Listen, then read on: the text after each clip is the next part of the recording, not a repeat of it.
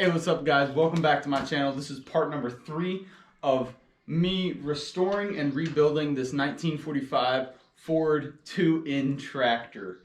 Last video in part number 2, we rebuilt the distributor, got it back to its working and original condition.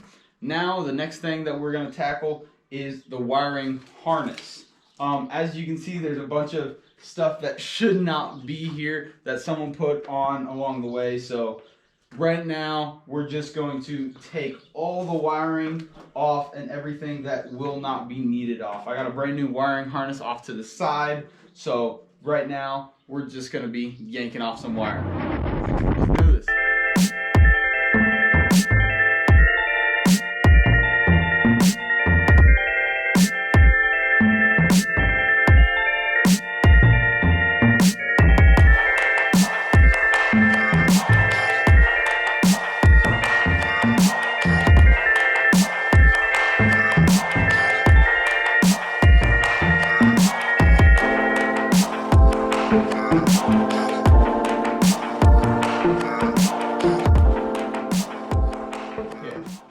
Okay, just finished taking off the wiring harness. As you can see by all of these cables and all of these different connectors that they had on there, besides these 3, those are all aftermarket, put on by a farmer trying to get this tractor to run. So, took everything off, took off the temperature gauge, the amp gauge. Amp gauge is just hooked up by a couple wires. Temperature gauge, the line was way too long, so we're going to go ahead and order a brand new temperature gauge for this, along with a new oil gauge and a new amp gauge. So I went ahead and just took those out right now, even though we're going to put them right back in. So here is the new wiring harness. So this is one piece that goes from the alternator. And then here is the second piece of it. This is the entire wiring harness. Very simple, very easy.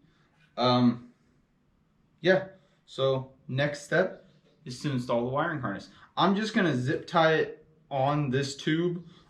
This is the tube where your wires will go, and I will fish them through here. However, since we are going to paint this and we're going to restore it, I don't want to mess around getting it back through and everything else. So I'm just going to zip tie it to the outside for right now.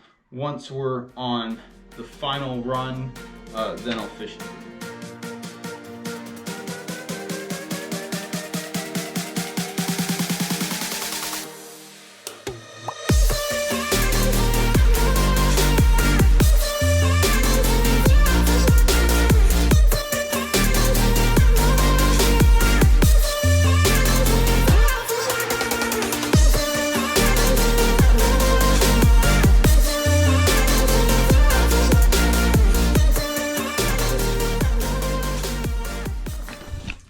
Okay guys, as you just saw, finished up the wiring harness. Thought I'd give you a quick little tour real quick.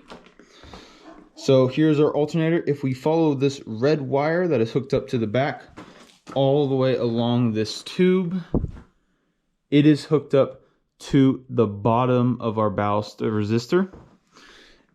Now our coil pack wire, this brown wire, follow it all the way up. It is hooked to the top left of our ballast resistor. Now if we go around, as you can see, I just tucked those wires in and zip tied them, keep them out of the way, but I still can remove them later.